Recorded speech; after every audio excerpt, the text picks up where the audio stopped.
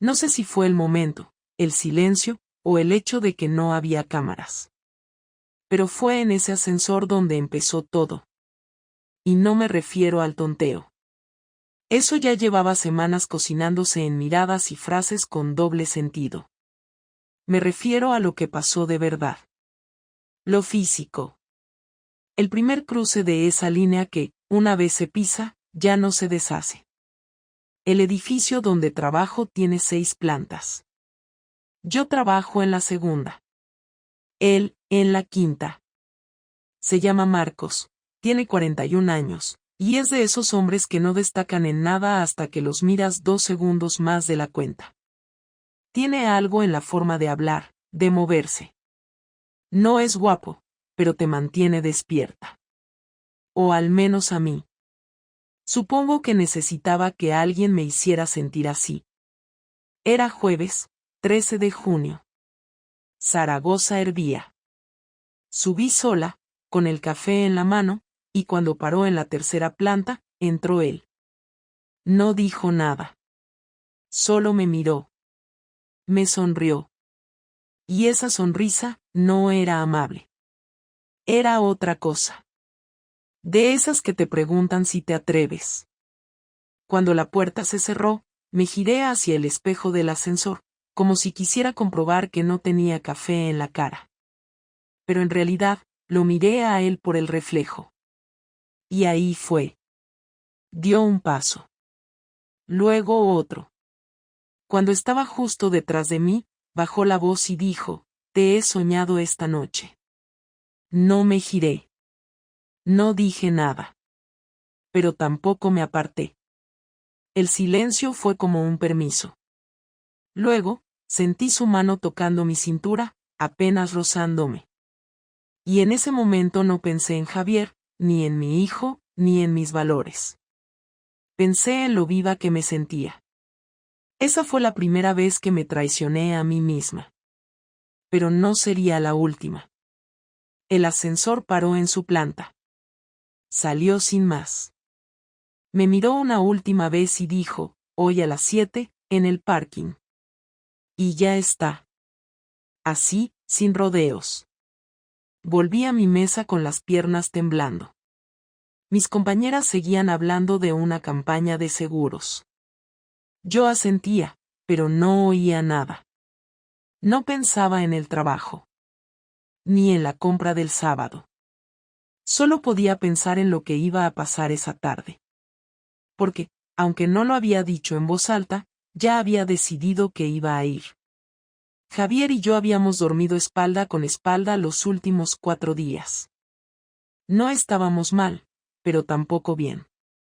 Era esa zona muerta donde todo parece funcionar, pero ya no hay chispa. Llevábamos 8 años casados, y la rutina nos comía con cuchillo y tenedor. Lo que pasó esa tarde en el coche de Marcos no fue planeado. Pero tampoco fue un accidente. Me subí sin decir palabra. Cerró la puerta. Puso el aire, bajó el volumen de la radio. Me miró. No me tocó enseguida. Primero me preguntó si estaba segura. No mentí. Le dije que no. Pero no abrí la puerta. No me bajé. Y entonces se inclinó hacia mí y me besó. Fue lento. Fue torpe. Y fue real. Más real que todo lo que llevaba sintiendo en casa en meses. Volví esa noche a casa como si nada. Como si hubiera ido al gimnasio. Javier estaba haciendo lentejas para el día siguiente. Me preguntó si podía ayudarme con la ropa. Le dije que ya la había tendido. Luego nos fuimos a dormir. Me dio un beso en la mejilla. Yo cerré los ojos. Nunca pensé que algo tan pequeño, un beso en un ascensor, pudiera convertirse en el principio del fin. Pero sí. Todo empezó ahí. En ese espacio de 2 metros cuadrados donde nadie ve nada, donde todo se permite y todo se calla. No sé si fue intuición, si fue azar, o si simplemente Javier ya lo sabía desde antes de tener pruebas. Lo cierto es que no me preguntó nada, no me acusó, ni siquiera me miró distinto. Lo que hizo fue más incómodo, más inteligente, más cruel. Empezó a observarme sin hacer ruido. Lo noté el primer sábado por la mañana, cuando canceló su partida de pádel con sus amigos y se quedó en casa sin avisar. Dijo que le dolía la rodilla. Pero su rodilla estaba bien. Caminaba normal, subía y bajaba escaleras sin cojear, y sin embargo se pasó toda la mañana en el salón con el portátil abierto, como si trabajara. Cada vez que yo me movía por la casa, notaba su mirada siguiéndome desde detrás de la pantalla. No era agresiva, no era desconfiada. Era una mirada clínica, neutra, como si estuviera esperando que yo hiciera algo. Durante los días siguientes, su comportamiento se volvió aún más extraño. No discutíamos, pero tampoco hablábamos de nada que no fuera estrictamente necesario. Se levantaba más temprano de lo habitual, desayunaba en silencio, y salía al trabajo sin besarme. No me molestaba el gesto en sí, me molestaba que yo no podía hacer lo mismo. Yo seguía atrapada entre la culpa y la euforia, entre el deseo por Marcos y el asco de volver a casa y fingir que nada había cambiado. A esas alturas, ya nos habíamos visto 3 veces más. La segunda fue en una cafetería, la tercera en su piso, y la cuarta en su coche otra vez, aparcado detrás de un supermercado. Ninguna de esas veces fue romántica ni especialmente intensa. Fue todo rápido, casi mecánico, con ese nerviosismo sucio de saber que estás haciendo algo que puede destrozarte la vida. Pero yo no podía parar. No por amor, ni siquiera por placer. Era otra cosa. Algo más difícil de explicar. Me hacía sentir distinta a la versión que había sido durante los últimos años. Una noche, mientras cenábamos, Javier me preguntó si el lunes siguiente tenía pilates. La forma en que lo dijo fue lo que me alertó. No era una pregunta casual. Era una trampa. Me miraba sin mirarme. Fingí normalidad. Le dije que no estaba segura, que iba a revisar el grupo de WhatsApp más tarde. Él solo asintió. No dijo nada más durante el resto de la cena. Y esa fue la primera vez que pensé que quizá me estaba siguiendo. Al día siguiente, hice algo que nunca pensé que haría. Revisé si había una app de rastreo en mi móvil. Nada. Ninguna aplicación nueva, nada raro en los ajustes. Pero seguía con la duda. No porque fuera paranoica, sino porque lo conocía demasiado bien. Javier no era impulsivo, ni vengativo. Si sospechaba algo, no lo diría. Lo investigaría hasta tenerlo todo claro.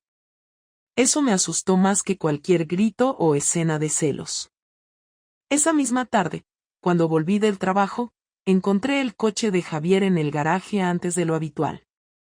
Subí y lo vi en el sofá, viendo una serie que detestaba. Lo saludé con un beso en la mejilla y él solo respondió con un leve hola. Me duché, me puse cómoda, preparé algo ligero para cenar, y pasamos el resto de la noche en silencio. A las 12, justo cuando yo pensaba que ya se había dormido, me dijo desde la cama, sin girarse, ¿te has acostado con alguien más? Así, sin adornos. Sin rodeos. Sentí que se me congelaban los brazos. Quise contestar de inmediato, inventar, negar, reírme, lo que fuera. Pero mi cuerpo no reaccionó.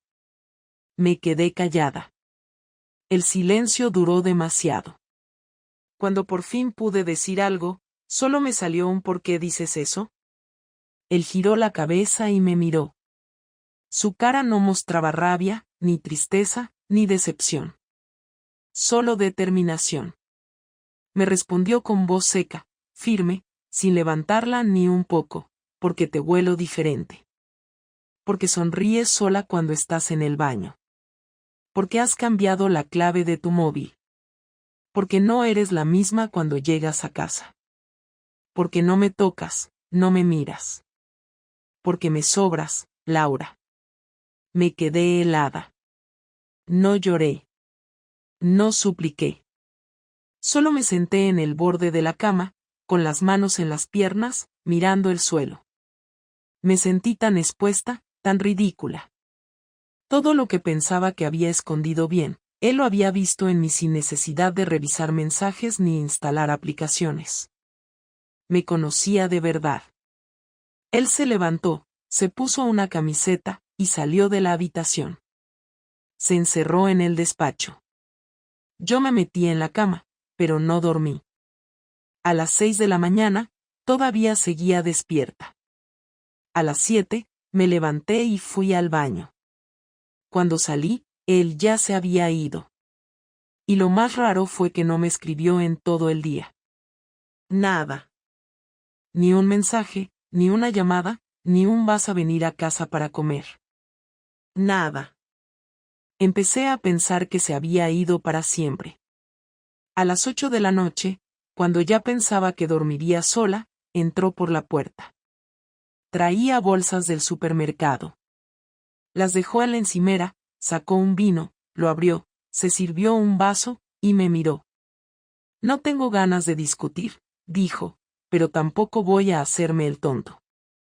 Quiero que me digas la verdad. Toda. Yo no sabía por dónde empezar. Tenía miedo de contarle más de la cuenta, de decir algo que lo hiciera estallar, o algo que me hiciera parecer aún peor de lo que ya era. Le dije que había conocido a alguien en el trabajo, que no lo había buscado, que solo pasó. Me preguntó cuántas veces. Le dije que 4. Me preguntó si lo amaba. Le dije que no. Me preguntó si pensaba dejarlo. Me quedé callada. Entonces me miró con una frialdad nueva, una que jamás había visto en él. Y dijo, muy bien. Gracias por la sinceridad. Ahora me toca a mí. Me contó que llevaba 2 semanas guardando pruebas. Que había hablado con un detective privado. Que tenía fotos, horarios, matrículas. Todo. Me dijo que no iba a gritarme ni a echarme. Me dijo que ya tenía un plan. Que no me preocupase por el piso ni por el coche. Que ya había tomado decisiones. Me preguntó si quería que fuéramos a terapia. Le dije que sí, aunque no sabía si lo quería de verdad o si solo lo dije por miedo. Me dijo que no era para salvar nada. Que era para entender. Para poder mirarnos a la cara sin asco. Y luego, como si nada, se sirvió otro vaso de vino y se puso a hacer la cena. Yo no pude moverme. Me quedé ahí, de pie, en el mismo sitio, pensando que esa noche, sin gritos, sin insultos, sin una sola lágrima, Javier acababa de reventar todo lo que habíamos sido. Cuando llegó el momento de hablar, de verdad hablar, no hubo gritos, ni lágrimas, ni escenas. Fue una conversación en la cocina, con la cafetera haciendo ruido de fondo, un paquete de pan sin abrir sobre la encimera y los dos de pie, como si estuviéramos a punto de salir a trabajar. Javier me miró con esa calma que ahora entendía que no era tranquilidad, sino contención. Tenía los ojos abiertos de más, la mandíbula apretada, los brazos cruzados, y me dijo que necesitaba que yo hablara, que lo dijera todo sin rodeos, que no soportaba más estar viviendo con un fantasma que ya no lo quería pero que tampoco tenía el valor de irse. Yo respiré hondo y le dije que no sabía qué quería. Me preguntó por qué había pasado, qué buscaba en ese tipo, qué había en el que no encontraba en nuestra vida. Le dije que no era por él, que no había buscado nada, que simplemente me sentía invisible en casa, que me sentía desconectada de mí misma, que no era feliz y que no sabía cómo decirlo sin sonar cruel. Él me cortó, me dijo que no me escudara en frases vacías, que no hiciera de esto una charla de autoayuda, que si me había acostado con otro no era porque estuviera perdida sino porque había querido hacerlo, y que necesitaba que al menos tuviera la honestidad de decirlo con claridad. Yo le respondí que sí, que había querido, que lo hice con plena conciencia, que sabía que estaba traicionándolo, y que no pensé en él en ese momento porque necesitaba sentir algo diferente, aunque fuera por un rato. Me miró con una mezcla de rabia y decepción que me costó sostener. No me gritó, no levantó la mano, no rompió nada, pero su silencio pesaba más que cualquier insulto. Me dijo que eso era todo lo que necesitaba saber, que con eso tenía suficiente para tomar decisiones, que a partir de ese momento iba a hacer las cosas a su manera, que no me iba a consultar nada porque yo ya había decidido por los dos cuando crucé esa línea. Le pregunté qué significaba eso exactamente. Me dijo que no lo sabría hasta que él lo considerara necesario, que ahora él era quien tenía el control. Le dije que no estaba jugando con un objeto, que era su mujer, que al menos me debía respeto, aunque solo fuera por los años vividos. Me respondió que el respeto se rompió la primera vez que me subí a ese coche, que no pensara que iba a tratarme con guantes de seda después de haberlo dejado como un idiota. A partir de ese día, empezó su vendetta silenciosa. No era directa, no era violenta. Pero era efectiva. Me ignoraba cuando hablaba, evitaba el contacto físico, y cada pequeño gesto cotidiano que solía tener conmigo desapareció. Si antes me servía café sin que se lo pidiera, ahora lo hacía solo para él. Si antes me preguntaba cómo me había ido el día, ahora encendía la televisión mientras yo hablaba. Empezó a salir más, a volver tarde del trabajo, a contestar mensajes con una sonrisa que no me dirigía a mí. Y lo peor era que no podía reclamar nada. Porque tenía razón. Yo lo había roto todo. Me costaba mirarme al espejo sin sentir vergüenza.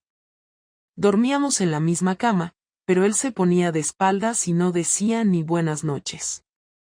La tensión era tan densa que cualquier palabra podía prender fuego a todo. Pero no discutíamos.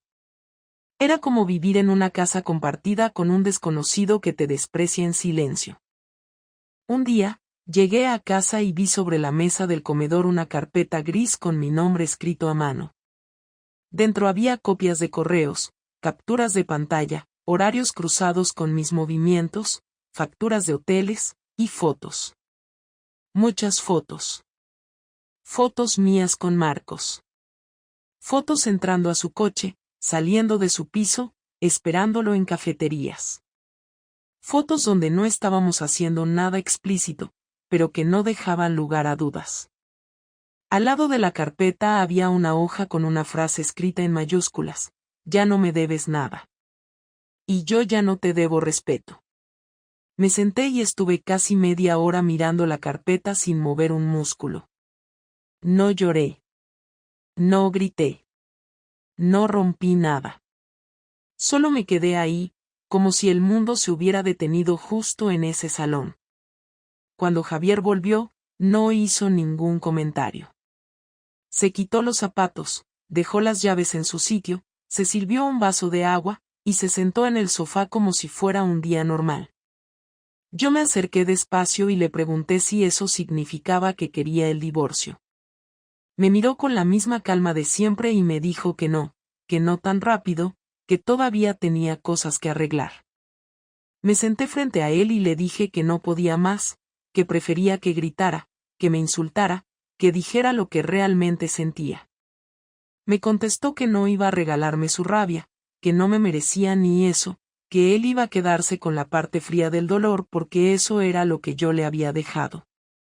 Me dijo que cada vez que pensaba en mí, sentía una mezcla entre tristeza y asco, que no entendía cómo alguien podía traicionar así a la persona con la que compartía la cama, la cuenta bancaria y las fotos de las vacaciones en el móvil.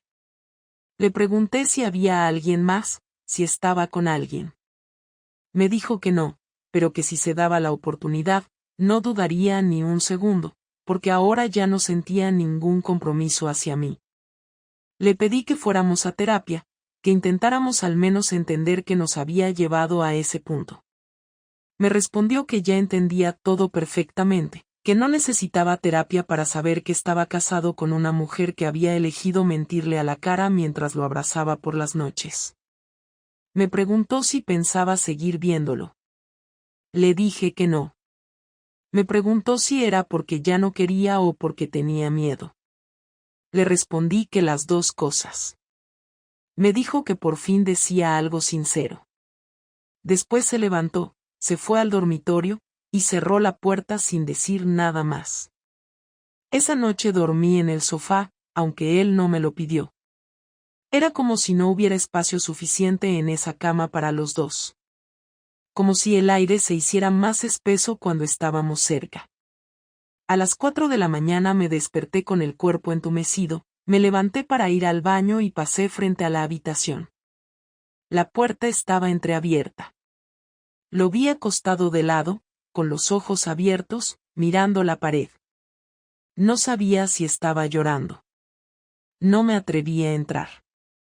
Desde ese día, nuestras conversaciones se volvieron casi técnicas. Coordinábamos horarios, hablábamos de la hipoteca, de quien pasaba por el supermercado o quien se encargaba de recoger el coche del taller. Todo lo demás quedó en pausa. Ninguno mencionaba lo que había pasado. Pero la tensión seguía ahí, viva, como un testigo mudo de todo lo que no éramos capaces de decir. Yo esperaba que en algún momento se rompiera. Que él gritara, que dijera basta, que pidiera el divorcio o que se fuera. Pero no lo hacía. Solo esperaba. Como si estuviera planeando algo más grande, algo que yo no podía anticipar. Y yo, por primera vez, empecé a tener miedo. La primera señal de que algo había cambiado fue una transferencia en la cuenta bancaria. No era mucho dinero, pero no estaba ahí antes. No venía de Javier ni de mí, y cuando entré a revisar el detalle, vi que era un traspaso desde una cuenta desconocida. Javier siempre había sido meticuloso con nuestras finanzas, así que le pregunté si sabía algo. Me miró como si no entendiera la pregunta y solo dijo que no tenía ni idea, que a lo mejor era un error del banco. Pero su expresión no era la de alguien confundido. Me respondió con la misma calma con la que me había dicho que ya no me debía respeto. Esa misma tarde, revisé nuestras cuentas conjuntas y me di cuenta de que había comenzado a mover pequeñas cantidades a una cuenta a su nombre, sin avisarme. No era ilegal, no estaba escondiendo nada fuera de lo normal, pero estaba vaciando poco a poco nuestro colchón común, ese que siempre habíamos dicho que era para los dos. Ahora estaba claro que él ya no lo veía así. El lunes siguiente, cuando llegué al trabajo, recibí un correo de Recursos Humanos citándome para una revisión de protocolos. Era raro. No era temporada de auditorías ni nada por el estilo. Cuando entré a la oficina, el responsable de Recursos Humanos me saludó con una formalidad extraña y me dijo que había que aclarar una situación. Me explicó que alguien había enviado una serie de imágenes y correos a la dirección general, donde se me veía entrando y saliendo de espacios ajenos al horario laboral, en compañía de alguien del quinto piso. Las imágenes eran nítidas. Algunas estaban tomadas desde dentro de un coche, otras desde la calle, y otras parecían sacadas de una cámara de seguridad. No eran explícitas, pero tampoco había cómo explicar eso como una coincidencia. Mi estómago se apretó. Lo primero que hice fue preguntar quién las había enviado. Me dijeron que era anónimo, pero el sobre había llegado por correo postal, con toda la documentación impresa y ordenada. Había incluso un pequeño informe donde se detallaban fechas, horas y ubicaciones. Era profesional. Excesivamente profesional. Me dijeron que no se trataba de despedirme, pero que necesitaban revisar si se había hecho un uso inapropiado del tiempo de trabajo, si había una posible relación con alguien de jerarquía superior, y si eso violaba alguna de las políticas de la empresa. Lo negué todo. Dije que era una confusión, que probablemente alguien estaba intentando hacerme daño. Me dijeron que iban a revisar los datos y que, de momento, me daban una semana de licencia para esclarecer la situación. Salí de ahí en estado de shock. No llamé a Javier. No sabía si gritarle o suplicarle. Caminé hasta casa sin sentir las piernas. Cuando entré, él estaba cocinando. Ni siquiera se molestó en disimular. Tenía el delantal puesto, escuchaba música, y me preguntó si quería comer algo. Me quedé parada en la puerta. Le dije que me habían suspendido temporalmente, que alguien había enviado información privada a mi empresa. Me miró y solo dijo, vaya, qué cosa. Le pregunté si había sido él. Me miró fijo, dejó el cuchillo en la tabla, se limpió las manos y se acercó sin levantar la voz. Me dijo que no pensaba negarlo, que sí, que él lo había hecho, que había contratado a alguien para seguirme y que había entregado todo lo necesario a quien debía. Le pregunté si estaba loco. Me respondió que no, que estaba muy cuerdo, y que si pensaba que después de todo lo que había hecho yo, él se iba a quedar sentado viendo cómo salía impune, entonces lo había subestimado demasiado. Le dije que eso era venganza, que estaba tratando de destruirme. Él me dijo que no tenía intención de arruinarme, que si hubiera querido eso, habría hecho algo peor, que solo estaba poniendo las cosas en equilibrio.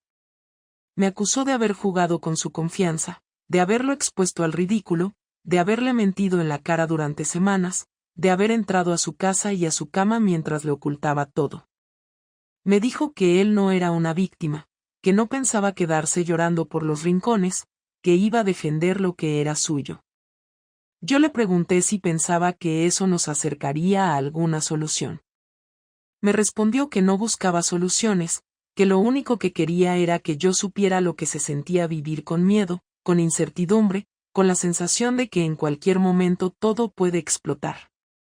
Los días siguientes fueron un desfile de cosas que no supe cómo frenar. Llamadas de la empresa para revisar más detalles. Mensajes de compañeras preguntando si necesitaba algo. Una conversación incómoda con Marcos, donde me dijo que él también había sido contactado por recursos humanos, que estaba siendo investigado y que no iba a cubrirme, que si preguntaban, diría la verdad. Me di cuenta de que todo lo que había hecho se estaba cayendo a pedazos. Y que Javier no solo me estaba castigando, me estaba quitando el suelo, los apoyos, la red. Un viernes por la tarde, volví a casa y vi que faltaba ropa en el armario. La suya. También faltaban sus zapatos, su reloj, su ordenador. Pensé que se había ido. Sentí alivio y angustia al mismo tiempo. Pero a las 10, volvió. Me dijo que había alquilado un piso por un mes, que se iría a vivir allí, que necesitaba espacio, pero que no me liberara de la culpa tan rápido, que no confundiera distancia con perdón. Me dejó claro que no estaba buscando reconciliación. Que lo que iba a pasar entre nosotros se decidiría más adelante, cuando él lo creyera necesario. Le pregunté si estaba saliendo con alguien. Me dijo que no, pero que estaba conociendo gente, que ahora podía hacerlo sin mentirle a nadie. Me dijo que había descargado Tinder, que había tenido 3 citas y que se sentía bien siendo sincero con alguien. Yo sentí como si algo dentro se partiera, pero no dije nada. No tenía derecho a reprochar nada. Desde ese día, la dinámica cambió por completo. Él pasaba por casa a buscar cosas, a veces dejaba comida para el perro, o simplemente venía a buscar papeles. No hablábamos más que lo necesario.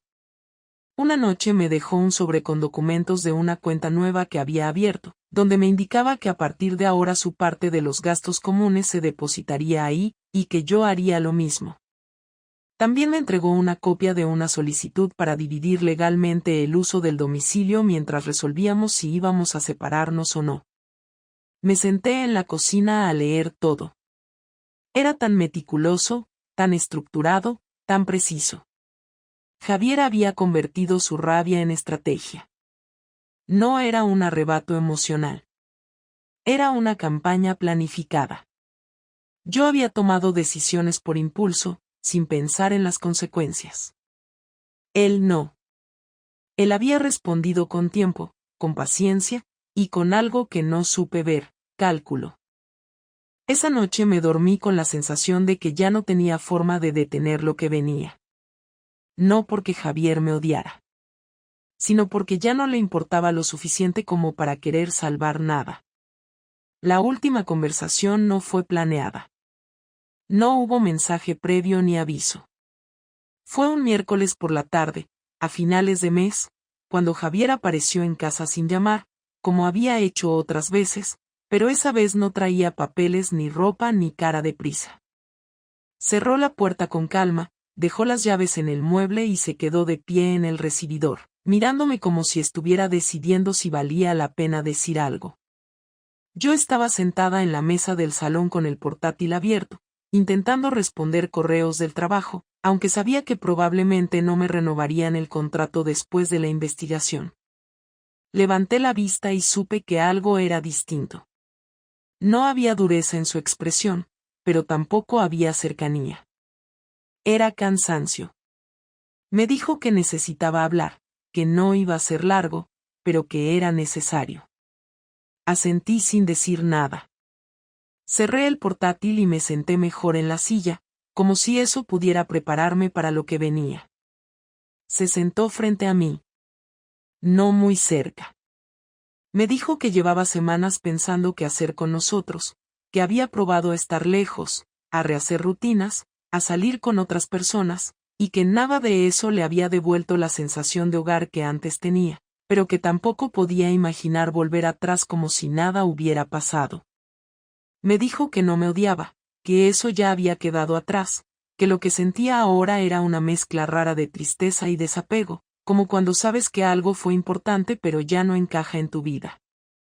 Yo intenté hablar, decirle que lo sentía, que sabía que no bastaba, que había pensado mucho en todo lo que había hecho y en cómo había sido capaz de mentirle mirándolo a los ojos. Me levanté para acercarme, pero él levantó la mano y me pidió que me quedara donde estaba. No fue un gesto agresivo, fue firme. Me dijo que no necesitaba disculpas nuevas, que ya había escuchado todas las posibles, que lo único que necesitaba ahora era claridad. Le pregunté si había decidido divorciarse. Me dijo que sí, pero que no lo veía como una derrota ni como un castigo, sino como una consecuencia lógica. Me explicó que había hablado con un abogado, que todo estaba encaminado para hacerlo de forma ordenada, sin peleas innecesarias, sin arrastrar a nadie por el barro.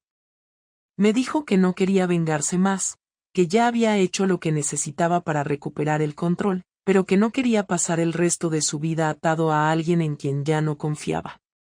Yo sentí como algo dentro se desmoronaba lentamente. No lloré al principio. Me quedé escuchándolo, asentía, respiraba despacio. Le pregunté si había alguna posibilidad de intentarlo más adelante. Me miró con una sinceridad que dolía más que cualquier reproche y me dijo que no, que cuando se rompió la confianza, algo en él se cerró para siempre, que no podía forzarse a sentir algo que ya no estaba. Entonces empecé a llorar. No fue un llanto exagerado, no hubo sollozos ni gritos. Fue silencioso, contenido, como todo lo que había sido ese mes. Le dije que tenía miedo, que sentía que había arruinado mi vida por una serie de decisiones egoístas, que no me reconocía en la persona que había sido capaz de hacerle daño de esa forma. Le dije que entendía su decisión, pero que me dolía igual. Él me escuchó sin interrumpirme. Me dejó hablar todo lo que quise. Cuando terminé, me dijo que también tenía miedo, que no era fácil empezar de nuevo a su edad, que no se sentía fuerte ni invulnerable, pero que prefería ese miedo a vivir con la duda constante de si la persona que tenía al lado le estaba siendo sincera. Hablamos de cosas prácticas. De cómo repartiríamos el piso, de quién se quedaría con el coche, de los gastos pendientes. Fue extraño hablar de números después de hablar de sentimientos, pero también fue un alivio. Todo se volvió más concreto, más manejable. Me dijo que no quería echarme de casa, que tenía derecho a quedarme hasta que pudiera organizarme, que él ya había encontrado un sitio donde vivir de forma permanente. Me preguntó si tenía apoyo, si había hablado con alguien de todo esto. Le dije que no mucho, que me daba vergüenza, que sentía que todo el mundo me juzgaría. Me dijo que no cargara con eso sola, que lo que había pasado entre nosotros no definía todo lo que yo era, aunque sí me obligaba a asumir responsabilidades. En un momento de la conversación, le pregunté si alguna vez había pensado en perdonarme. Se quedó en silencio unos segundos.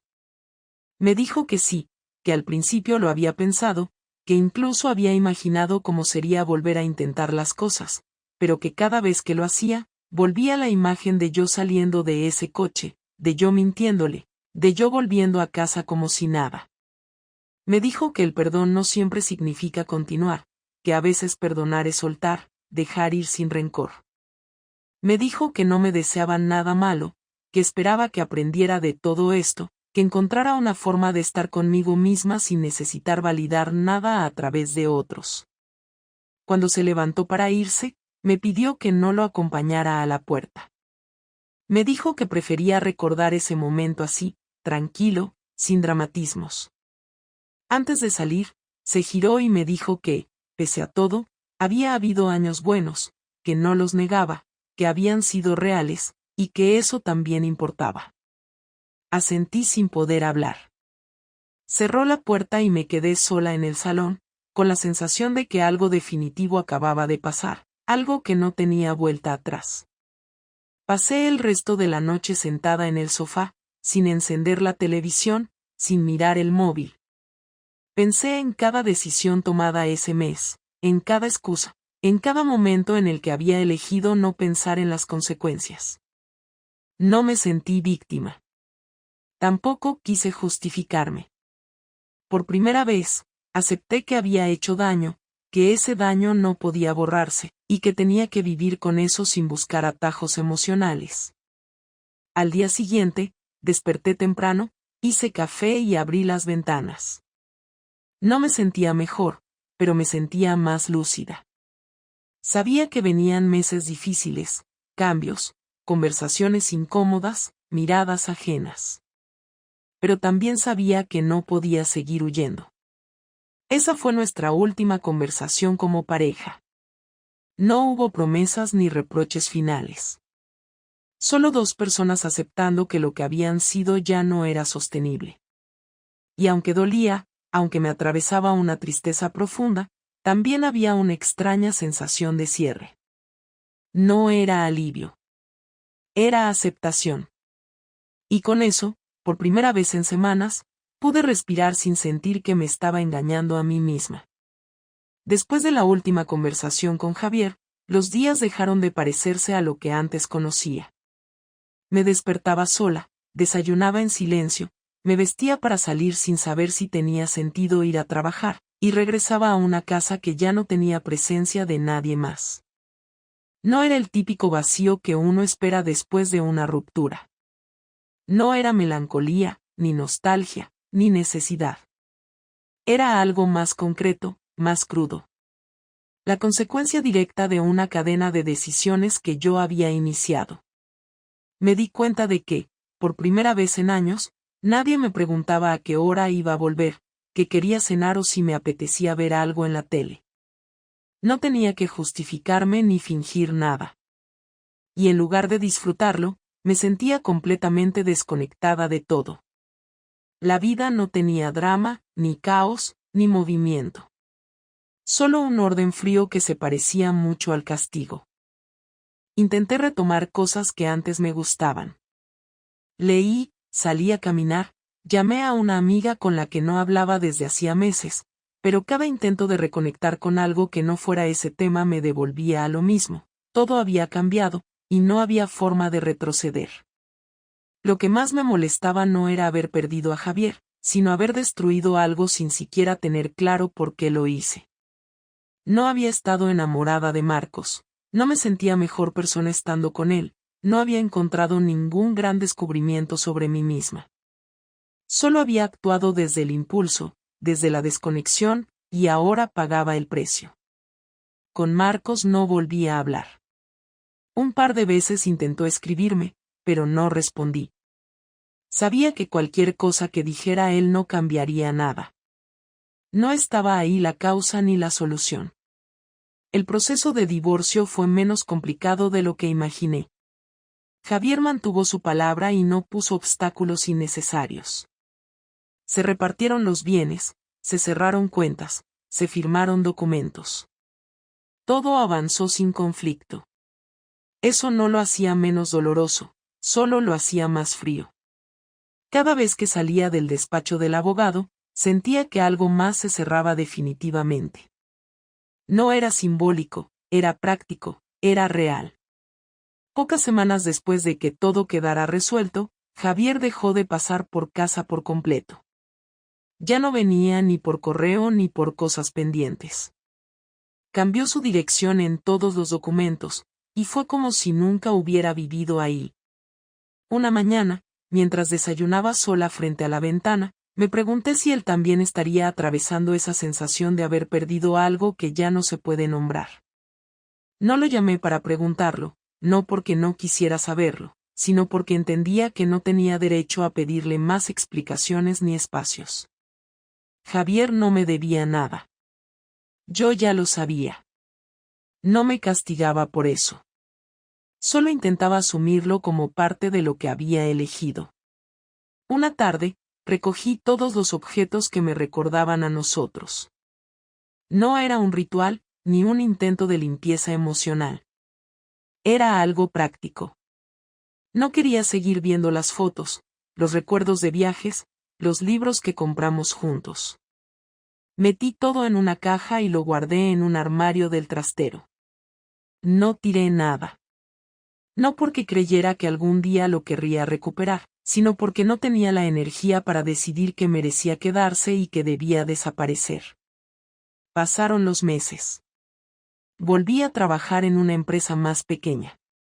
El ambiente era distinto, más informal, menos exigente, pero me permitía mantenerme ocupada. La gente nueva no conocía mi historia, así que no tenía que dar explicaciones. Me limitaba a trabajar, a volver a casa, a ocupar el tiempo sin esperar nada. Con el tiempo, aprendí a estar sola. No con entusiasmo, no con satisfacción. Solo con aceptación. Dejé de revisar las redes sociales de Javier, dejé de preguntarme si había rehecho su vida o si seguía solo. Dejé de imaginar escenarios alternativos. No porque me hubiera curado, sino porque entendí que ninguna respuesta me devolvería algo que yo misma rompí. Una tarde de domingo, recibí una llamada de un número desconocido. Era la madre de Javier. Me sorprendió tanto que por un momento dudé si debía contestar. Lo hice. Me saludó con su tono habitual, seco pero educado, y me dijo que solo llamaba para avisarme que iba a pasar por casa al día siguiente a recoger un par de libros que eran de su hijo, que prefería que no hubiera malentendidos. Le dije que no había problema, que los libros estaban guardados. Me agradeció y cortó. Me quedé unos minutos con el teléfono en la mano, pensando en que esa sería probablemente la última conexión con cualquier cosa que tuviera que ver con Javier. No me molestó. Me pareció justo. Al día siguiente, ella llegó puntual. No quiso entrar. Solo esperó en la puerta. Le entregué la bolsa con los libros y me dio las gracias sin mirarme mucho. Antes de irse, me dijo algo que no esperaba. Me dijo que entendía que a veces las personas se equivocan, que no iba a justificarse por lo que pensaba de mí, pero que su hijo estaba mejor ahora, más tranquilo, más claro. Me dijo que eso, al menos, era bueno. No supe qué responder. Asentí y me despedí. Cuando cerré la puerta, sentí que ese comentario, sin ser hiriente, había sido el último clavo que cerraba la historia. Meses después, una amiga me convenció de salir con alguien. No me entusiasmaba la idea, pero accedí. Fue una cena normal. Un hombre correcto, amable, inteligente. Hablamos de trabajo, de películas, de política. No hubo conexión, no hubo deseo, pero me sirvió para entender que el mundo no se había detenido. Me despedí con educación, le agradecí la noche y le dejé claro que no iba a repetirse. No porque todavía pensara en Javier. no porque estuviera cerrada, sino porque no necesitaba llenar el vacío con cualquier cosa. Estaba aprendiendo a habitarlo. A entender que lo que había pasado no era el fin de nada, solo el cierre de algo que yo había empujado hacia el borde sin frenos. Aprendí que el arrepentimiento no sirve si no se transforma en algo. Que pedir perdón no siempre repara, pero es necesario. Que la sinceridad a destiempo no cura. Que las decisiones se pagan, incluso cuando no sabías cuánto iban a costar. No me convertí en otra persona. No encontré una versión mejor de mí. Solo entendí lo que había hecho y me hice cargo. Eso, para mí, fue suficiente. Lo que venga después ya no es parte de la historia que tuvimos. Es otra cosa. Lo que fui con Javier ya terminó, y todo lo que me queda es vivir sin justificarlo, sin idealizarlo y sin esperar que alguien me salve de lo que elegí.